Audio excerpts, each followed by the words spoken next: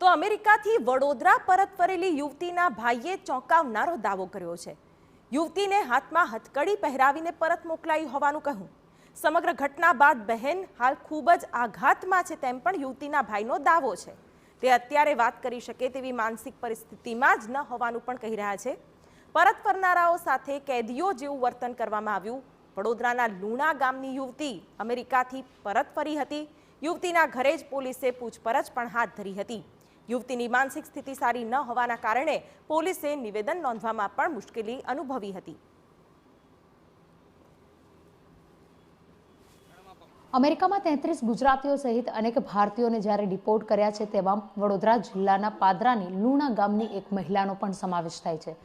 ખુશ્બુ પટેલ નામની મહિલા આજે તેમના પરિવારને મળી હતી। 1 મહિના અગાઉ જ આ ખુશ્બુ પટેલ વડોદરાથી જે રીતે અમેરિકા પહોંચી હતી, શું પરિસ્થિતિ હતી ત્યાંની તેની માટે વાતચીત કરવા માટે આપણે ખુશ્બુના ભાઈ વરુણ પટેલ આપણી સાથે જોડાયા છે। તેમની સાથે વાત કરીશું। વરુણભાઈ, 25 દિવસે આપને આપની બહેન મળી છે, કેટલી ખુશી થઈ રહી છે, કયા પ્રકારની મુશ્કેલીઓ હતી એને ત્યાં?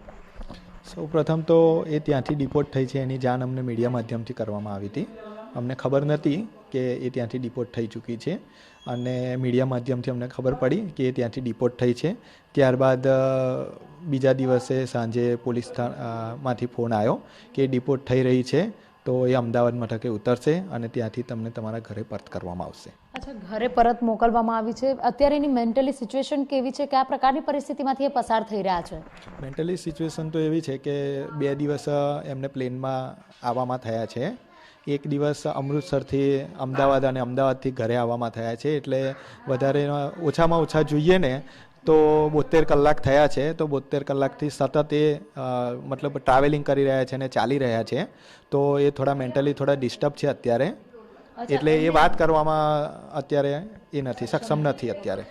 ત્યાં એમને અમેરિકાની જેલમાં પણ રાખવામાં આવ્યા હતા। એમની સાથે કોઈ કેવો વ્યવહાર કરવામાં આવ્યો હતો? વ્યવહાર વિશે તો ત્યાંની વ્યવહાર વિશે તો નથી ખબર, પણ પ્લેનમાં એમને હથકડીમાં રાખીને લાવવામાં આવ્યા હતા। હા, કેદી જેવું વર્તન કહી શકાય। બિલકુલ, જે રીતે વાત કરી કે ટ્રમ્પ સરકાર દ્વારા નવા નિયમો અનુસરવા માટેનું જ્યારે પ્લાનિંગ કરવામાં આવ્યું અને તેના નિયમો અનુસરી રહ્યા છે, કોઈ કયા કારણથી આપણા બેન અમેરિકા પહોંચ્યા હતા? કોઈ ખાસ રીઝન હતું અહીંયાથી અમેરિકા જવા માટેનું?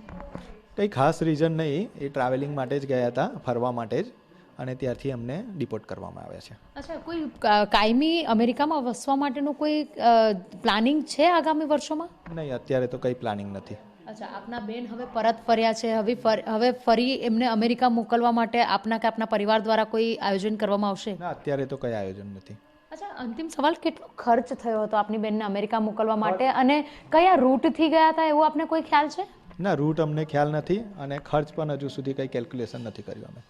ઓકે, તો જે રીતે વાત કરી કે અનેક પ્રકારની મુશ્કેલીઓનો સામનો કરી અને જ્યારે મોકલવામાં આવ્યા હતા ત્યારે આ જે પ્રકારની પરિસ્થિતિ ઊભી થઈ હતી, તેમના સાથે કેદી જેવું વર્તન કરવામાં આવ્યું હોવાનું પણ બહેનનો ભાઈ એટલે ખુશ્બુ પટેલનો ભાઈ જણાવી રહ્યો છે। ત્યારે હવે આગામી દિવસોમાં તેને અમેરિકા મોકલવી કે નહીં તેના માટેનો હજુ કોઈ નિર્ણય લેવામાં નથી આવ્યો, પરંતુ ફરવા ગયા હતા અને ત્યાંથી તેઓને ગેરકાયદેસર રીતે પહોંચ્યા હોવાનું માલુમ પડતા તેઓને ડિપોર્ટ કરવામાં આવ્યા છે।